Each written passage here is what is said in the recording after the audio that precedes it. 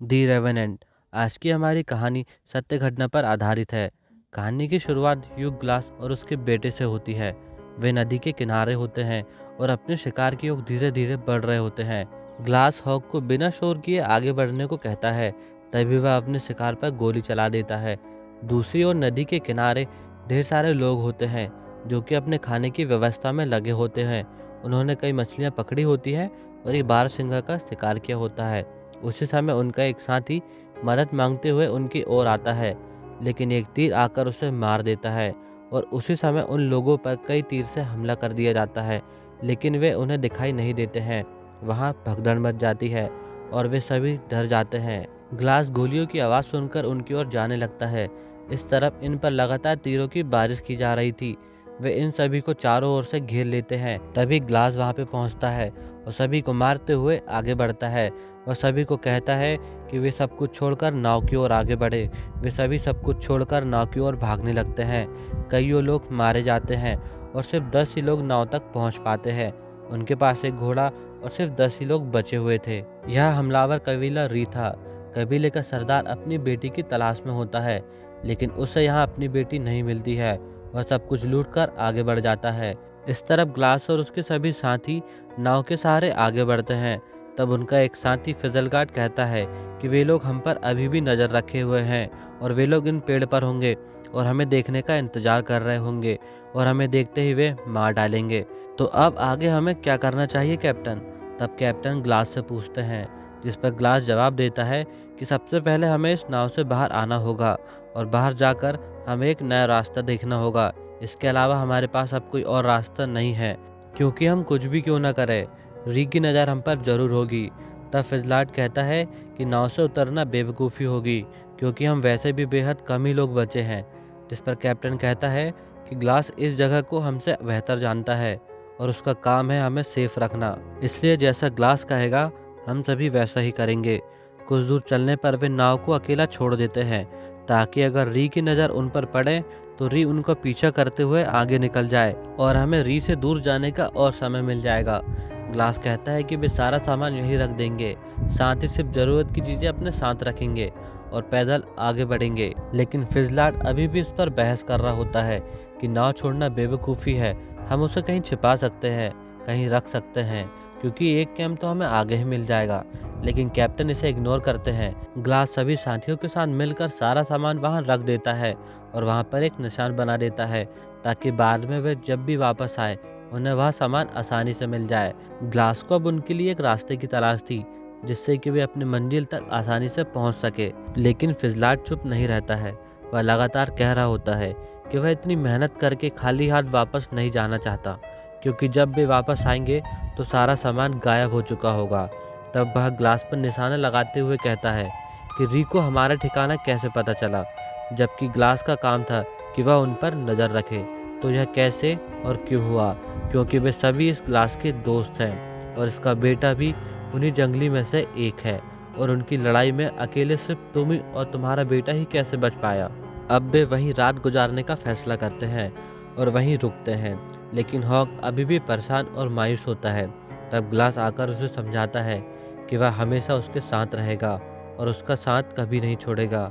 वह उसका बेटा है और हमेशा रहेगा। हेनरी दिन की पहली किरण के साथ आगे बढ़ता है, लेकिन वह ग्लास से फिर से पूछ रहा होता है कि क्या नाव छोड़कर उन्होंने अच्छा किया। जिस पर ग्लास जवाब देता है, री उस नदी के बादशाह है। वे ट्रैप लगाकर हमें आसानी से मार सकते थे, इसलिए हम जंगल के सहारे आगे बढ़ेंगे और पहाड़ों से होकर गुजरेंगे, क्योंकि बंजर जगह में उन्हें शिकार नहीं मिलेगा और हमें अपनी मंजिल पाने में भी कम समय लगेगा। हेनरी उससे हॉक के बारे में भी पूछता है, लेकिन ग्लास उसे कोई जवाब नहीं देता है। वे सभी एक जगह रुककर आराम कर रहे होते हैं। तब ग्लास कुछ दूर जाकर खतरे की जांच कर रहा होता है। तभी हेनरी भालू के कुछ बच्चों को देखता है और वह सतर्क हो जाता है, क्योंकि आसपास इसकी माँ जरूर होगी। तभी वह एक मादा भालू को देखता है और इसके पहले कि वह उससे बच पाता, वह उस पर हमला कर देती है। उसके बच्चे भी वहाँ होते हैं, इसलिए वह बहुत ज़्यादा आक्रामक होती है। वह उसके पूरे शरीर को छिन्न भिन्न कर देती है और इस समय ग्लास भी अधमरा हो चुका था, लेकिन वह जैसे तैसे उसे गोली मार देता है। अब भालू भी घायल थी और वह वापस ग्लास पर हमला करती है, लेकिन ग्लास चाकू के सहारे उसे जान से मार देता है। गोली की आवाज़ सुनकर ग्लास के सभी साथी उसके पास आते हैं और उसकी हालत देखकर वे घबरा जाते हैं। वे उसकी पट्टी करते हैं और उसे टाँका लगा रहे होते हैं। ग्लास की हालत देखकर बाकी सभी लोग कह रहे होते हैं कि वह कुछ ही समय पर मर जाएगा। तभी कैप्टन सभी को वहीं रुकने को कहता है और देखते ही देखते ग्लास बेहोश हो जाता है। ग्लास के बेहोश होते ही वे इस मौके का फ़ायदा उठाते हैं और उसके गले पर टाँका लगाने लगते हैं और बाकी सभी लोग वहाँ रुकने की तैयारी में जुट जाते हैं। दूसरी तरफ हम रिको देखते हैं, जिनका सरदार लूटे हुए माल के साथ कुछ लोगों के पास पहुँचता है ताकि वो उनका सौदा कर सके। सरदार सामान के बदले घोड़े और बंदूक की मांग करता है, लेकिन वे घोड़े देने से मना कर देते हैं और सिर्फ बंदूक देने के लिए कहते हैं। री के पास चोरी का सामान होता है, इसलिए वे इसकी सिर्फ आधी कीमत दे रहे होते हैं। री का कप्तान उनसे कहता है कि मैं अपनी बेटी को ढूंढ रहा हूँ, कुछ लोग वहाँ आए थे और उसे ले गए, मैं यहाँ घोड़े लेकर जा रहा हूँ। तब वह आदमी 5 घोड़े देने को तैयार हो जाता है। इस तरफ हम हेनरी को देखते हैं, जो कि इनका कप्तान होता है। वह अगले दिन की तैयारी कर रहा होता है। वह अगले दिन का सभी को अपना अपना काम सौंप देता है। अगले दिन वे 2 टीम में बंट जाते हैं और ग्लास को उठाकर आगे बढ़ने लगते हैं। इससे सभी को काफ़ी प्रॉब्लम आती है, लेकिन वे फिर भी उसे अपने साथ लेकर आगे बढ़ते हैं। इस समय ग्लास एक जिंदा लाश बन चुका था, क्योंकि उसका हिलना भी मुश्किल था। कुछ दूर चलने पर उनके सामने एक सीधी पहाड़ी आ जाती है, लेकिन वे ग्लास को साथ ले जाने में असमर्थ होते हैं। सभी का मनोबल टूट जाता है। तब गुस्से में हेनरी ग्लास को मारने वाला होता है, लेकिन तब वह हेनरी को ध्यान से देखता है और सभी को एक मौका देता है पैसा कमाने का। वह ऐलान करता है कि जो भी इसके साथ अंतिम तक रुकेगा वह उसे $100 का इनाम देगा। ऐलान सुनने के बाद फिट्जरलैंड इसके लिए तैयार हो जाता है, क्योंकि पैसा कमाने का यह एक अच्छा मौका था। हेनरी फिट्जरलैंड से कहता है कि उसे ग्लास का अच्छे से ध्यान रखना होगा जब तक कि वह जिंदा है, और अगर वह मर जाता है तो तुम्हें इसे अच्छे से दफन करना होगा, क्योंकि इतना उसने कमाया है। अब जिम, फिट्जरलैंड और हक ये तीनों ग्लास के साथ रुकने के लिए तैयार हो जाते हैं और बाकी लोग आगे बढ़ते हैं। ग्लास की हालत अभी भी ठीक नहीं थी। वो ना ही तो कुछ बोल पा रहा था और ना ही हिल पा रहा था। उसका बचना लगभग असंभव था और वे पास ही में एक रात गुजारते हैं। अगले दिन सुबह हम फिट्जरलैंड को देखते हैं, जो कि एक गड्ढा बना रहा होता है और वह कह रहा होता है कि $300 रिटायरमेंट के बाद अच्छे होंगे। टेक्सास जाकर मैं वहाँ पे एक ज़मीन खरीदूंगा और अपनी बाकी की ज़िंदगी वहाँ पे आराम से रहूँगा। हॉक खाने के लिए मछली पकड़ने निकलता है और इस तरफ फिट्जरलैंड ग्लास से कह रहा होता है कि तुम्हारे कारण हम हेनरी और बाकी लोगों से काफ़ी पीछे रह गए हैं और हमें अभी पहाड़ की चढ़ाई करना भी बाकी है। अगर तुम खुद को इस डर से आज़ाद करना चाहते हो तो मैं तैयार हूँ, और तुम्हारे लिए बेहतर होगा कि तुम अब यह दुनिया छोड़ दो। री हमारे बहुत ज़्यादा पास है, वे किसी भी वक्त हम तक पहुँच सकते हैं। तुम्हें अपने बेटे के बारे में सोचना चाहिए, क्योंकि अगर तुम उसे बचाना चाहते हो तो तुम्हें ऐसा करना होगा। मैं तुम्हें इस परेशानी से मुक्त कर दूंगा। अगर तुम कहो तुम्हें सिर्फ अपनी आंखें झपकानी है और मैं समझूंगा कि तुम्हारी हाँ है। और ग्लास अपनी आंखें झपका देता है। अब वह ग्लास का मुंह दबाकर उसे मारने लगता है। तब हम देखते हैं कि उसी समय ग्लास का बेटा भी वहाँ आ जाता है। हॉक तुरंत फिट्जरलैंड को रोकता है और जिम को हेल्प के लिए बुलाने लगता है। हॉक कहता है कि वह इसके बारे में कप्तान को बताएगा और वह तुम्हें जान से मार देंगे। हॉक जिम को हेल्प के लिए चिल्ला रहा होता है, लेकिन जिम वहाँ से बहुत ज़्यादा दूर था। हॉक की आवाज़ उस तक नहीं पहुँच पाती है। तभी हम देखते हैं कि फिट्जरलैंड हॉक को मार देता है। ग्लास उस समय कुछ भी नहीं कर पाता है और उसके सामने फिट्जरलैंड हॉक को दफना देता है। अब कुछ समय बाद जिम शिकार लेकर वापस आता है। वह हॉक के बारे में पूछता है, जब फिट्जरलैंड कहता है कि उसे उसके बारे में कुछ भी नहीं पता। जिम हॉक को आवाज़ देता है, लेकिन इसका कोई फ़ायदा नहीं होता है। अगली सुबह फिट्जरलैंड घबराते हुए जिम से कहता है कि नीचे लगभग 20 से भी ज़्यादा रीफ पहुंच चुके हैं और वे हमारी तरफ ही आ रहे हैं, इसलिए हमें यहाँ से जाना होगा। तुरंत सामान उठाओ और निकलो यहाँ से। जिम कहता है कि हमें ग्लास को भी साथ ले जाना होगा। तब फिट्जरलैंड कहता है कि अब वो हमारी जिम्मेदारी नहीं है, चलो वरना मारे जाओगे। जिम को ना चाहते हुए भी ग्लास को छोड़कर जाना पड़ता है। कुछ समय बाद ग्लास हिम्मत करता है और घसटते हुए जैसे तैसे बड़ी मुश्किल से अपने बेटे तक पहुंचता है। ग्लास का शरीर अधमरा था और टाँके भी ढंग से नहीं लग पाए थे। वह अपने बेटे से माफ़ी मांगता है कि वह उसे बचा नहीं पाया और ग्लास वहीं पड़ा रहता है। दूसरी ओर हम जिम को देखते हैं, जो कि फिजलाट के साथ आगे बढ़ रहा होता है। वे लोग काफ़ी आगे आ चुके थे। कुछ समय बाद जिम को पता चलता है कि फिजलाट ने उससे झूठ बोला था। री उनके पीछे नहीं थे और जिम इस बात से काफ़ी दुखी हो जाता है कि उसने ग्लास को अकेला छोड़ दिया। अब ना चाहते भी उसे फिजलगार्ड के साथ आगे जाना पड़ता है। इस तरफ ग्लास अपने कुछ ज़रूरत की चीज़ें उठाता है, तभी उसे री के लोगों का एहसास होता है जो कि उसी की ओर आ रहे होते हैं।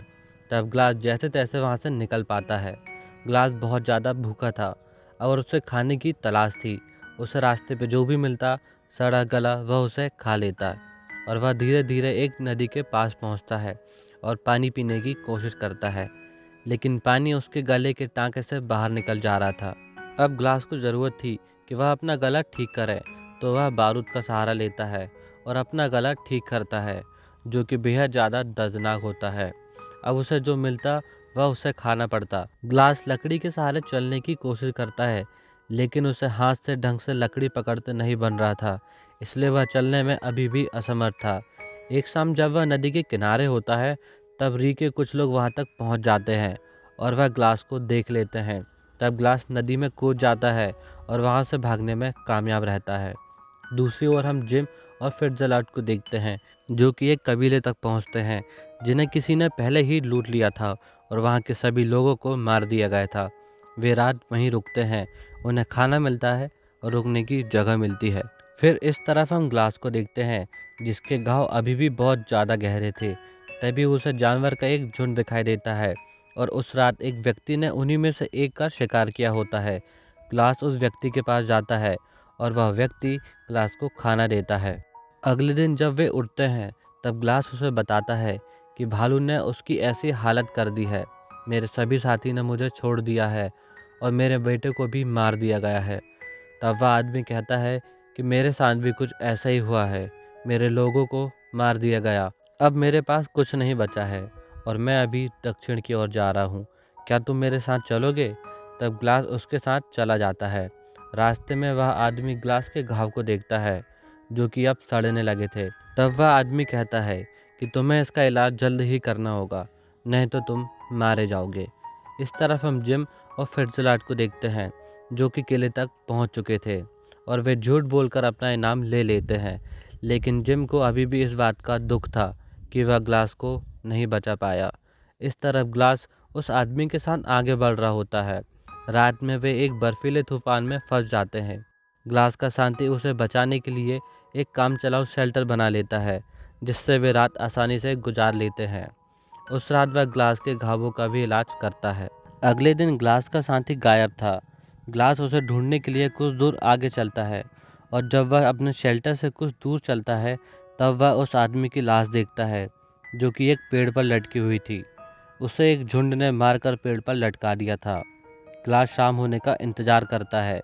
शाम होते ही ग्लास उनमें से एक घोड़ा चुरा लेता है और वहां से भाग जाता है। कुछ दूर चलने पर वह एक जगह रुकता है और वहीं रात बिताता है, लेकिन सुबह वे लोग ग्लास तक पहुंच जाते हैं और उस पर हमला कर देते हैं। ग्लास उनसे बचते हुए भागता है और एक निचली ज़मीन पर जाकर गिर जाता है, जिसमें उसका घोड़ा मारा जाता है और उस समय बर्फबारी चालू हो जाती है, जिससे बचने के लिए वह घोड़े की खाल पहन लेता है और वहीं पूरी रात गुजारता है। घोड़े की खाल उसे रात भर बचाए रखती है। अगले दिन ग्लास पैदल आगे बढ़ता है और लगातार चलता जाता है। दूसरी तरफ एक आदमी हेनरी तक पहुंचता है। वह उनसे खाना मांगता है। तब हेनरी कहता है कि वे बिना पैसे के उसे कुछ नहीं दे पाएंगे, क्योंकि यहाँ फ्री में कुछ नहीं मिलता है। तब वह आदमी अपने पास की सारी चीज़ें उन्हें दे देता है, जिसमें से एक बोतल भी शामिल थी, जिसे जिम ने ग्लास को दिया था। फिर जलाट समझ जाता है कि ग्लास अभी जिंदा है। वह तुरंत कहता है कि वह हॉक हो सकता है। हेनरी तुरंत अपने आदमी तैयार करता है और उसे ढूंढने के लिए रवाना हो जाता है। लेकिन फिट्जलाट की चिंता अब बढ़ चुकी थी, क्योंकि ग्लास अब जिंदा है वह समझ गया था। हेनरी रात भर अपने लोगों के साथ हॉक को ढूंढ रहे होते हैं और हॉक को आवाज़ लगा रहे होते हैं। तभी उन्हें एक आदमी दिखाई देता है, जो कोई और नहीं बल्कि ग्लास होता है। हेनरी ग्लास को देखकर हैरान रह जाता है, क्योंकि जब हेनरी ने ग्लास को छोड़ा था, तब वह मरने की कगार पे था। दूसरी तरफ हेनरी फिट्जलाट को लेकर बेहद ज़्यादा गुस्से में था और वह गुस्से में वापस आता है और उसे ढूंढने लगता है। लेकिन जब वह उसे ढूंढता है तब वह गायब हो चुका था। तब हेनरी जिम को पकड़ लेता है क्योंकि जिम ने भी इस झूठ में उसका साथ दिया था। आगे वह देखता है कि फिट्जलाट तिजोरी से सारे पैसे गायब कर चुका है। अब ग्लास को किले लाया जाता है और उसका अच्छे से इलाज किया जाता है। ग्लास हेनरी को बताता है कि जिम सच बोल रहा है क्योंकि जब मेरे बेटे को मारा गया था जब वह वहाँ पे नहीं था। मुझे एक घोड़ा और बंदूक चाहिए क्योंकि मेरे बिना तुम उसे नहीं पकड़ पाओगे। वह डरा हुआ है और वह अच्छी तरीके से जानता है कि मैं उसे कहाँ तक ढूंढने जा सकता हूँ, इसलिए मैं तुम्हारे साथ चलूँगा। अगले दिन ग्लास और हेनरी जाने की तैयारी करते हैं और फिट्जलाट की खोज पर आगे बढ़ते हैं। आगे उन्हें फिट्जलाट के निशान मिलते हैं और वह उनसे ज़्यादा दूर नहीं था। वे लगातार आगे बढ़ते हैं। अगले दिन फिट्जलाट उनसे बहुत पास था। वे अलग होकर उसे ढूंढने लगते हैं। तब हेनरी फिट्जलाट के हाथों मारा जाता है और वह छिप जाता है। गोली की आवाज़ सुनकर ग्लास वहां वापस पहुंचता है। हेनरी वहां मरा पड़ा था। ग्लास हेनरी की लाश को घोड़े पर लाद लेता है और फिट्जलाट की तलाश जारी रखता है। तब वह एक प्लान बनाता है। ग्लास लकड़ी के सहारे हेनरी की लाश को पहले वाले घोड़े पर बैठा देता है और दूसरे घोड़े पर हेनरी की जगह वह लेट जाता है। और जब फिट्जलाट गोली चलाता है तब उसे लगता है कि उसने ग्लास को मार दिया और जब वह उसे देखने के लिए पास आता है तब ग्लास उस पर गोली चला देता है। वह घायल हो जाता है और जंगल की ओर भागने लगता है। ग्लास उसका लगातार पीछा करता है और एंड में वह उसे पकड़ ही लेता है और उसे मारकर लगभग अधमरा कर देता है। तभी वहाँ पे री आ जाते हैं। तब ग्लास उसे री को सौंप देता है जो कि उसे मार देते हैं और वे आगे चले जाते हैं। इस तरह ग्लास अपना बदला पूरा करता है और हमारी कहानी यहीं ख़त्म होती है।